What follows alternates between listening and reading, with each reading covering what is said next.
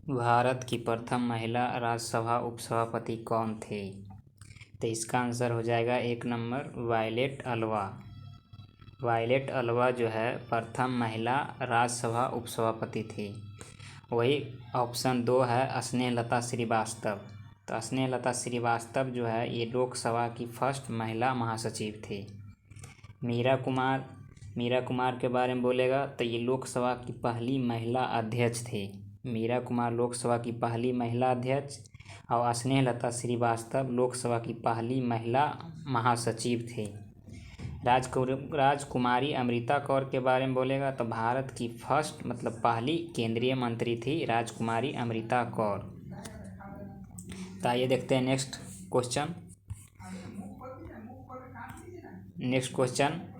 Question देखने से पहले आप लोग जो भी चैनल पे नए हैं वो चैनल को प्लीज़ सब्सक्राइब और शेयर कीजिए अधिक से अधिक। ये ग्रुप डी NTPC ये सभी के लिए इम्पोर्टेंट होगा। Most important GK GS with discussion दिया जा रहा है आपको काफ़ी बेहतरीन तरीक़ा से। चलिए देखते हैं दूसरा क्वेश्चन है किसी राज्य की विधानसभा की प्रथम महिला अध्यक्ष कौन थे?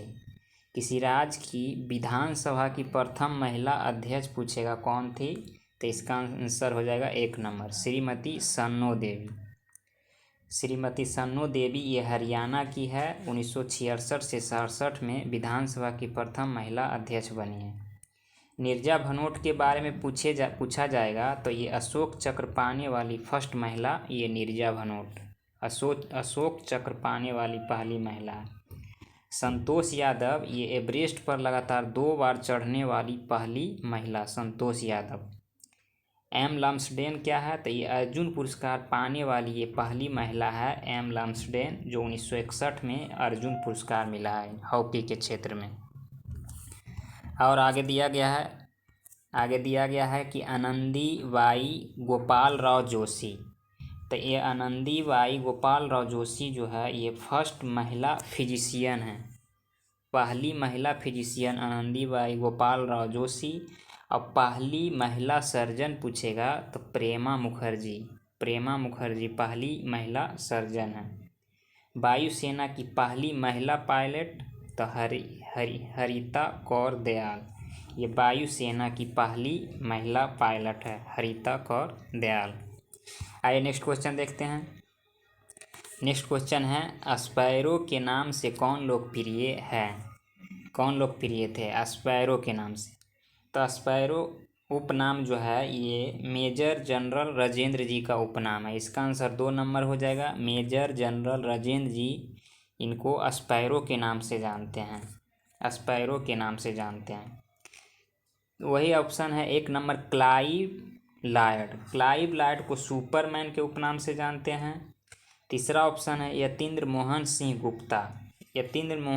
गुप्ता को देशप्रिय के नाम से जानते हैं। यतीन्द्र मोहन सिंह गुप्ता को।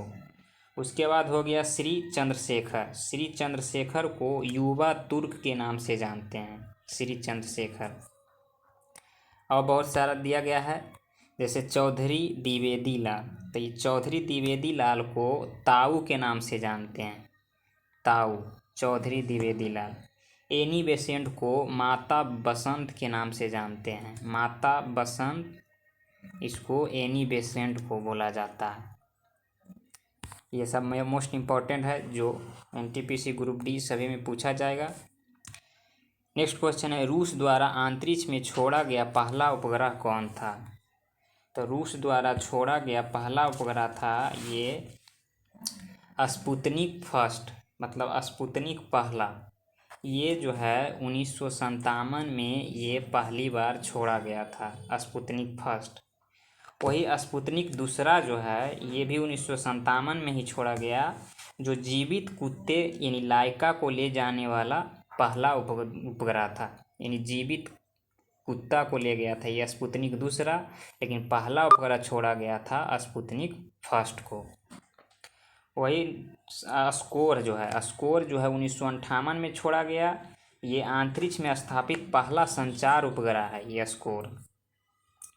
चौथा ऑप्शन है लूना 3। लूना 3 जो है ये 1959 में छोड़ा गया। ये अंतरिक्ष यान जिसने चंद्रमा के उस पृष्ठ का चित्र भेजा जहाँ से पृथ्वी को दिखाई नहीं पड़ता है, वो चंद्रमा पे गया था। और ये लूना 3 जो उस क्षेत्र का जो चित्र भेजा जहाँ से पृथ्वी से दिखाई नहीं पड़ता है, लूना 3। तो इसका आंसर हो जाएगा 3 नंबर, स्पुतनिक फर्स्ट। आइए नेक्स्ट देखते हैं।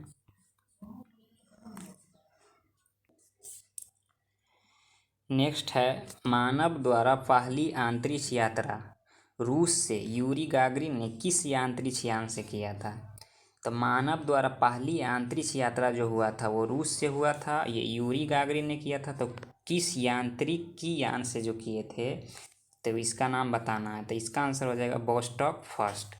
ये वोस्टॉक फर्स्ट से गए थे, वोस्टॉक फर्स्ट। ये 1961 में इसका प्रक्षेपण किया गया था, यूरी गागरिन गए थे।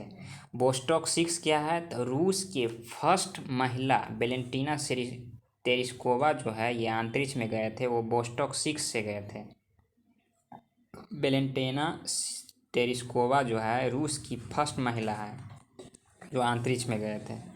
अब वेनेरा 3 जो है ये शुक्र ग्रह पे भेजा जाने वाला पहला उपग्रह है, वेनेरा 3। मार्स 2 जो है ये मार्स 2 ये मंगल ग्रह पे भेजा जाने वाला पहला उपग्रह है। ये 1971 में मंगल ग्रह पर भेजा गया था।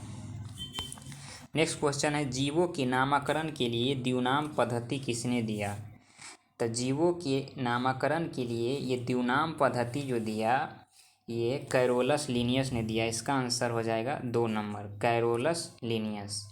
कैरोलस लिनियस 1753 ईस्वी में इसने नाम दिया, जिसे फादर ऑफ टैक्सोनॉमी भी कहते हैं। फादर ऑफ टैक्सोनॉमी किसे कहते हैं? तो कैरोलस लिनियस को। वही ऑप्शन 1 नंबर है व्हिटेकर।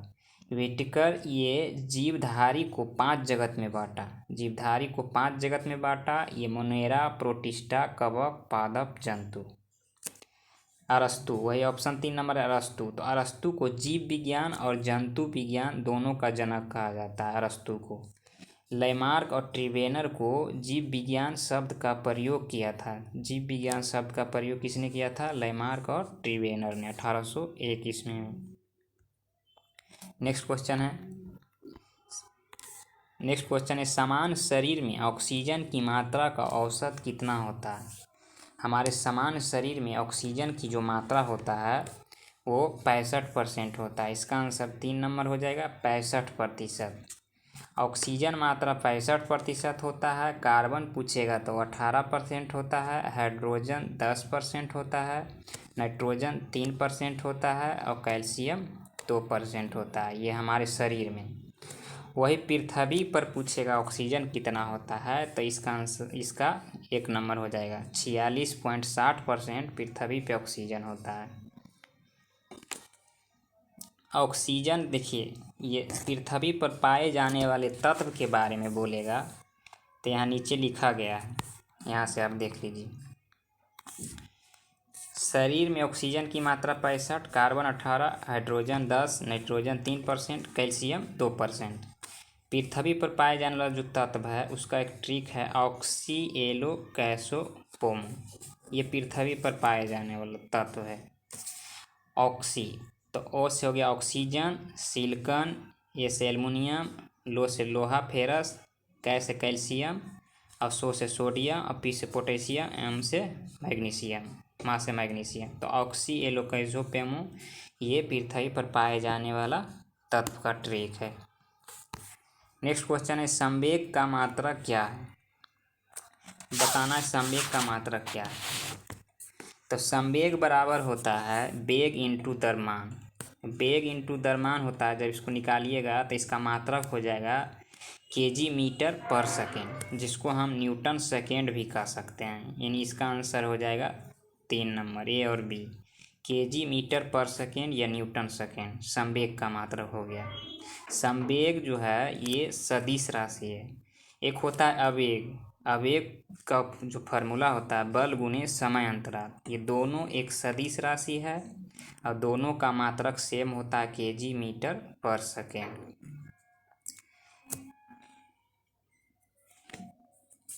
आइए नेक्स्ट देखते हैं। नेक्स्ट है ब्रिटिश काल में कंपनी के शासन पर संसदीय नियंत्रण कब स्थापित किया गया। कह रहा ब्रिटिश काल में कंपनी के शासन पर संसदीय नियंत्रण स्थापित किया गया। तो ये संसदीय नियंत्रण जो स्थापित किया गया ये 1773 के रेगुलेटिंग एक्ट के तहत स्थापित किया गया था। 1773 के रेगुलेटिंग एक्ट में बहुत कुछ हुआ, आइए इसके बारे में जानते हैं। ये 1773 के रेगुलेटिंग एक्ट के तहत 1774 में कलकत्ता में उच्चतम न्यायालय की स्थापना किया गया था। कलकत्ता में उच्चतम न्यायालय की स्थापना किया गया। उसमें एक मुख्य न्यायाधीश थे जिसका नाम था सर एलिजा एम पे, और 3 अन्य न्यायाधीश थे, चैम्बर, लिमेस्टर और हाइड। और 1773 एक्ट के तहत बोर्ड ऑफ डायरेक्टर के माध्यम से कंपनी पर शासन नियंत्रण सशक्त किया था। वही 1784 है, तो 1784 में दोहरे प्रशासन लाया था। इसमें बोर्ड ऑफ डायरेक्टर था 1773 में, उसमें 1784 में ये दोहरे प्रशासन लाया। इसमें बोर्ड ऑफ डायरेक्टर जो व्यापार के लिए और बोर्ड ऑफ कंट्रोलर जो राजनीति के लिए 2 प्रशासन लाया। और 1893 में जो है वेतन जो है भारतीय के राजस्व से देना शुरू कर दिया गया 1893 के चार्टर एक्ट के तहत। आइए नेक्स्ट क्वेश्चन देखते हैं। नेक्स्ट क्वेश्चन है कौन सी अर्थव्यवस्था में सिर्फ सरकार का नियंत्रण रहता है। तो देखिए सिर्फ सरकार का नियंत्रण जो रहता है ये समाजवादी या राजवादी अर्थव्यवस्था में रहता है। समाजवादी या राज अर्थव्यवस्था में सिर्फ सरकार का नियंत्रण रहता है।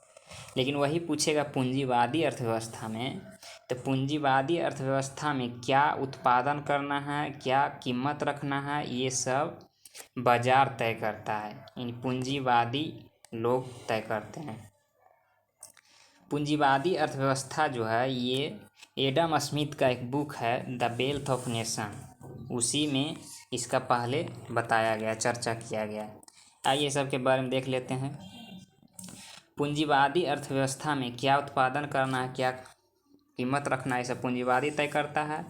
और 1776 के वेल्थ ऑफ नेशन बुक जो है एडम स्मिथ लिखा है, इसी बुक से पूंजीवादी का स्रोत उद्गम होता है।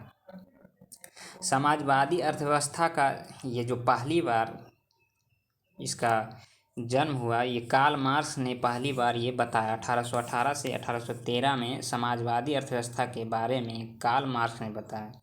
और पहली बार इसका प्रयोग किया गया समाजवादी अर्थव्यवस्था का बोल्शेविक क्रांति रूस में 1917 में बोल्शेविक क्रांति हुआ रूस में, उसी में ये पहली बार प्रयोग किया गया समाजवादी अर्थव्यवस्था का। एक है मिश्रित अर्थव्यवस्था। तो मिश्रित अर्थव्यवस्था में सरकार और निजी दोनों का हाथ रहता है मिश्रित अर्थव्यवस्था में।